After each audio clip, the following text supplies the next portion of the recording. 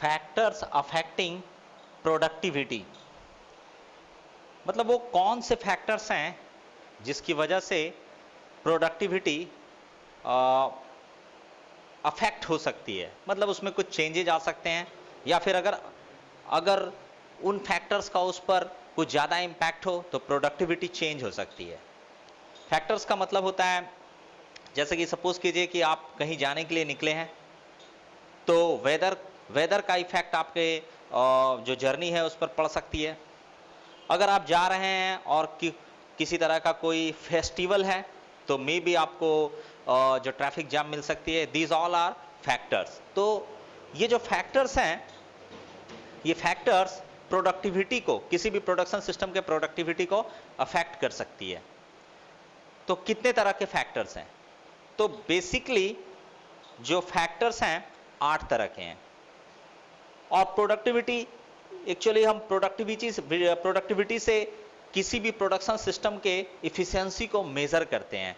तो ये जरूरी है कि फैक्टर को कंसीडर किया जाए कि प्रोडक्टिविटी किस किस फैक्टर पे डिपेंड करती है, और उन सब के चेंज होने से हमारे प्रोडक्शन का क्या प्रोडक्टिविटी वेरी कर सकता है। तो प्रोडक्टिविटी के जो डिफरेंट फैक्टर्स हैं उसको हम लोग पहले देखते हैं। तो ये यहां पर देख सकते हैं, ये टोटल 8 फैक्टर्स हैं इस जगह। First one is production factor, second one is location, technology, government factors, organisational factors, personal factors, time and finance. Total 8 factors हम लोग यहां देख सकते हैं। तो इन 8 फैक्टर्स को हम लोग एक एक करके थोड़ा समझते हैं।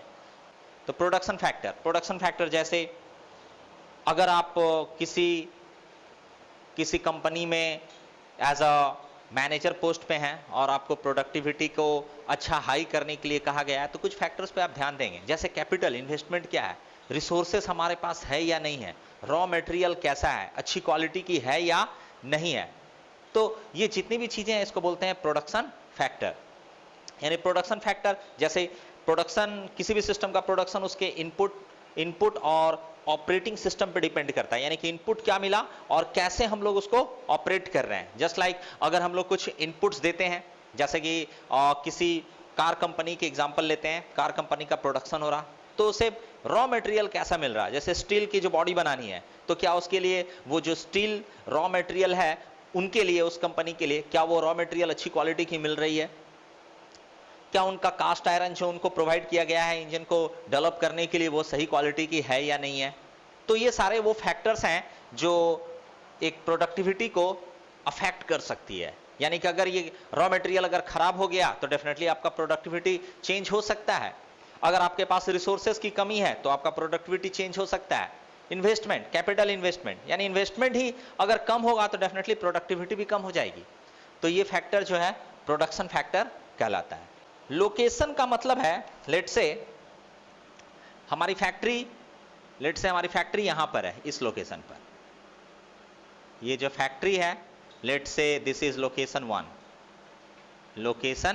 1, और एक और फैक्ट्री है किसी दूसरी कंपनी की, वो भी सेम जो प्रोडक्ट है वो बनाती है। 2 फैक्ट्री है, एक फैक्ट्री ये और एक फैक्ट्री ये, दोनों का काम सेम प्रोडक्ट है। ये भी प्रोडक्ट ए देती है,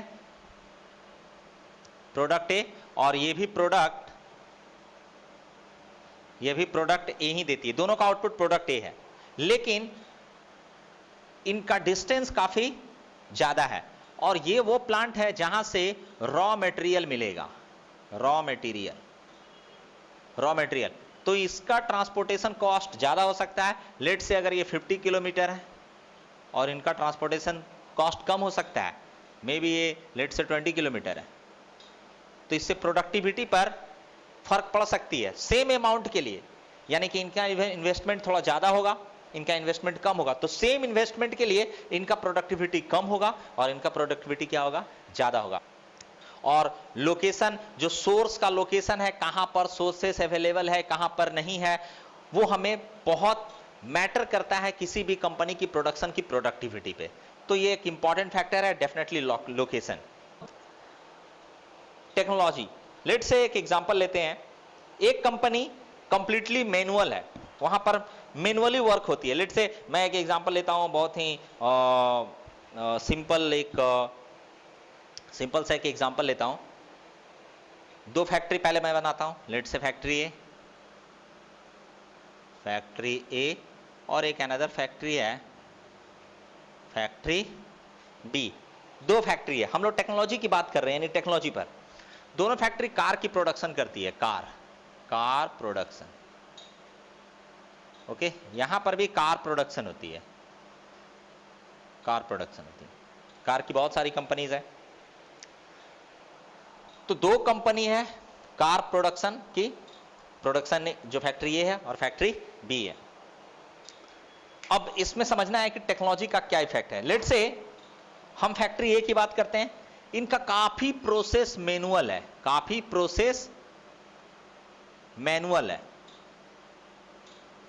मैनुअल वर्क, और इनका काफी प्रोसेस ऑटोमेटेड है, ऑटोमेटेड वर्क। तो ये दोनों जो फैक्ट्री है, इन दोनों में काफी डिफरेंस है। मैनुअल वर्क मींस लेट से चेचिस बनानी है तो उसे वर्कर जो है मैनुअली वेल्डिंग कर रहा है, टायर लगानी है तो मैनुअली टायर का जो है फिटिंग हो रही है, बॉडी का कलर करना है तो मैनुअली कलर हो रहा है, जस्ट लाइक स्प्रे मशीन के थ्रू एक वर्कर है वो उसे जो है मतलब कि पूरा कार की बॉडी को पेंट कर रही है। ये तो इनके पास टेक्नोलॉजी की कमी है, यानी कंप्लीट ये टेक्नोलॉजी का इस्तेमाल नहीं कर रहे हैं। तो कंप्लीट टेक्नोलॉजी का इस्तेमाल नहीं कर रहे हैं तो इनका जो मैन्युफैक्चरिंग टाइम है और मैन्युफैक्चरिंग कॉस्ट है, ये दोनों बढ़ जाएगा। तो इनकी जो आउटपुट होगी ये कार की प्रोडक्शन की, मे बी उनका फीचर कम हो जाए, उसकी क्वालिटी घट सकती है, और अगर वो क्वालिटी मेंटेन करेंगे तो उनका कॉस्ट बढ़ जाएगा।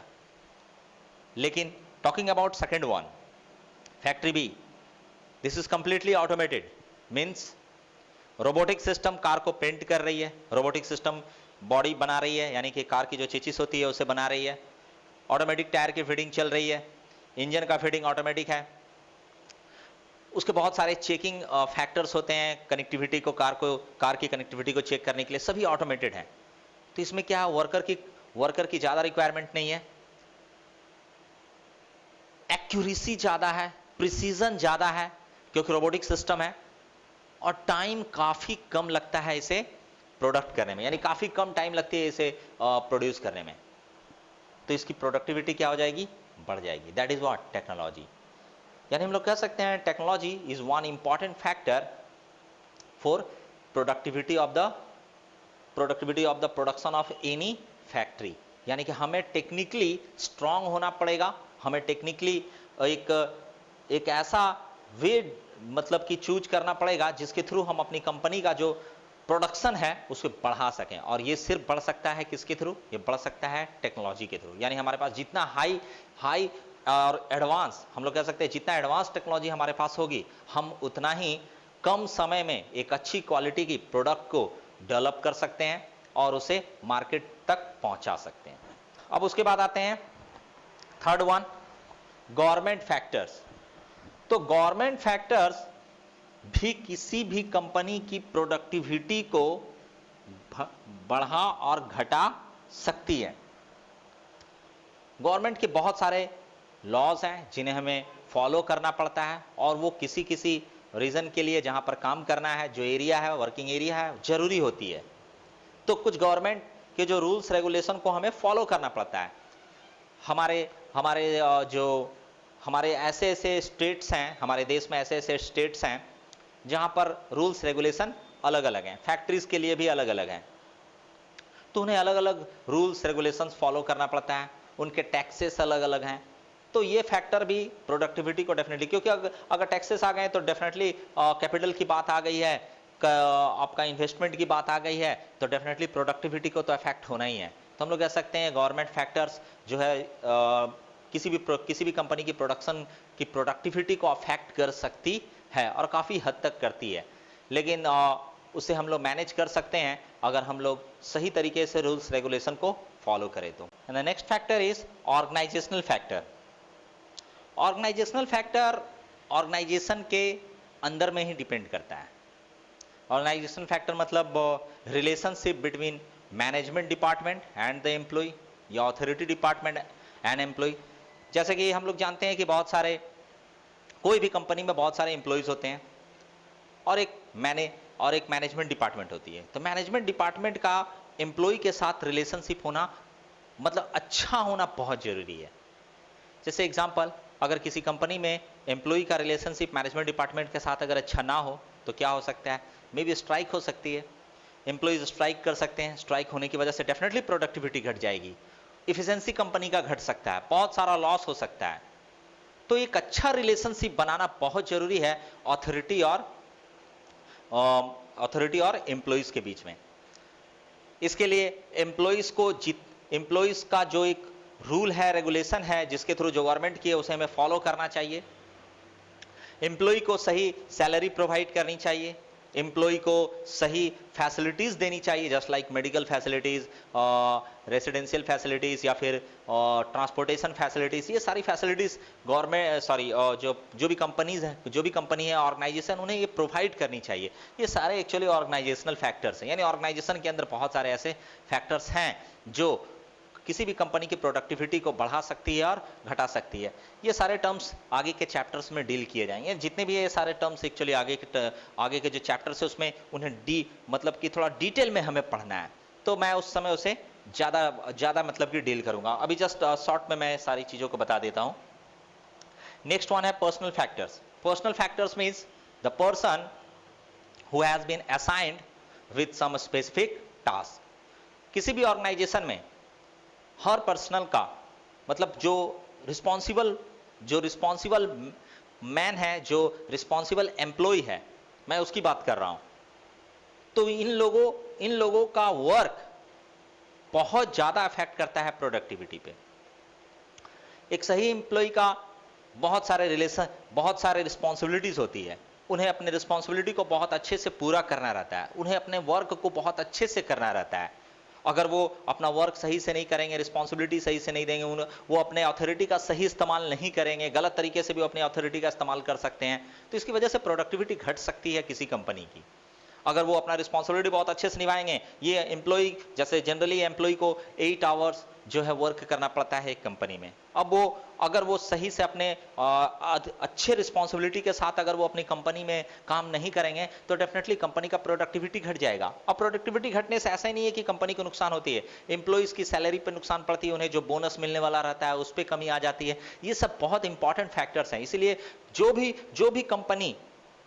भी कंपनी है और उसमें ऑथराइज्ड जो पर्सन है, जितने भी पर्सनल सब हैं, उनको क्या है कि अपने वर्क को बहुत अच्छे से पूरा करना चाहिए, अपने वर्क को रिस्पॉन्सिबिलिटी के साथ करना चाहिए, ताकि कंपनी का प्रोडक्टिविटी बढ़े, डेफिनेटली कंपनी को भी प्रॉफिट हो और उस प्रॉफिट का जो कुछ पार्ट है डेफिनेटली एम्प्लॉय को भी दिया जाता है। तो ये एक इंपॉर्टेंट फैक्टर है। And the next one is time. Time बहुत इंपॉर्टेंट फैक्टर होता है डेफिनेटली।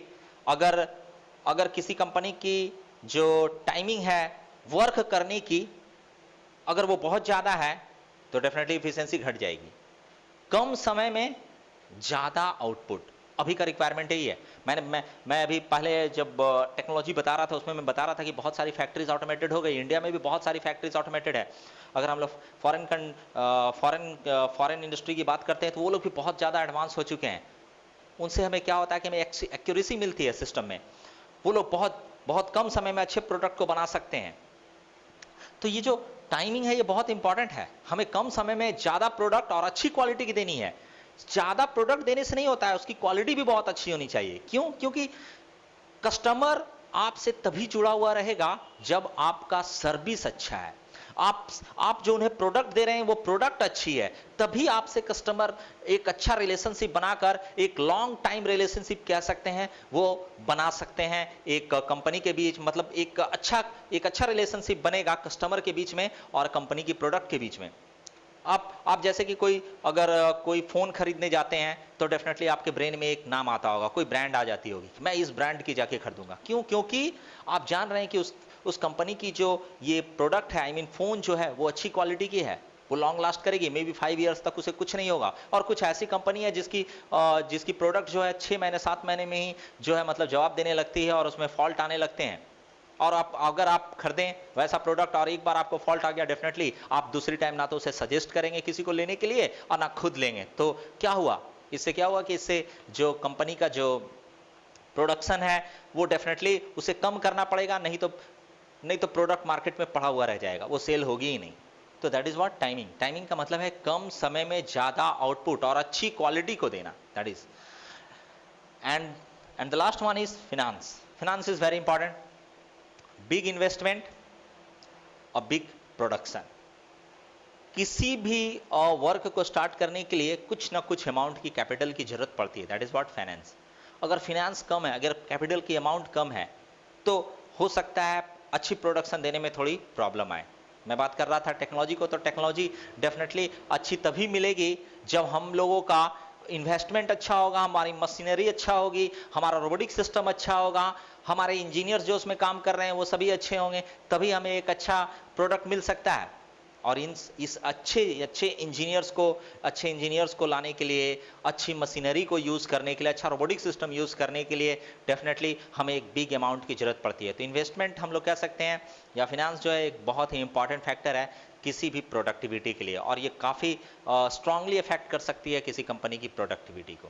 तो ये सारे 8 फैक्टर्स थे जिसे मैंने थोड़ा बहुत ही शॉर्टकट में बताया, क्योंकि इनका आगे जो है डिटेल्स में पढ़ना है आगे के चैप्टर्स में। ठीक है, ओके, थैंक यू।